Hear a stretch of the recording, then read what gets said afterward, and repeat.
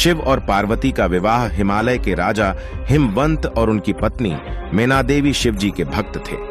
उनकी इच्छा एक ऐसी पुत्री पाने की थी जिसका विवाह में शिव जी के साथ कर सके। मैना देवी ने शिव जी की पत्नी गौरी देवी को प्रसन्न करने के लिए कठोर तपस्या शुरू कर दी। कई दिनों तक वह बिना खाए पिए तप करती रही। गौरी देवी ने प्रसन्न होकर मैना देवी की बेटी के रूप में जन्म लेने का वचन दे दिया।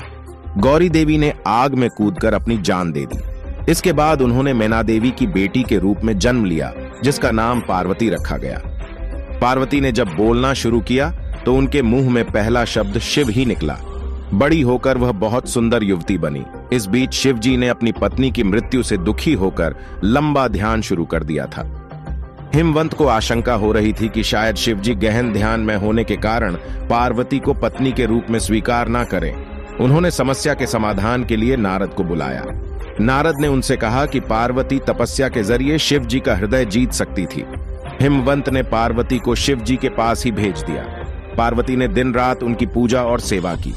शिव जी पार्वती की भक्ति से बहुत प्रसन्न हुए, लेकिन उन्होंने उनकी परीक्षा लेने का निश्चय किया। उन्होंने युवा ब्राह्मण का रूप धारण किया और पार्वती के पास जाकर कहने लगे कि भिखारी की तरह रहने वाले शिव जी से विवाह करना सही नहीं होगा। पार्वती यह सुनकर बहुत क्रोधित हुई। उन्होंने स्पष्ट कह दिया कि वे शिव को छोड़कर और किसी के साथ विवाह नहीं करेंगी। उनके उत्तर से संतुष्ट होकर शिव अपने असली रूप में आ गए और पार्वती से विवाह करने को तैयार हो गए।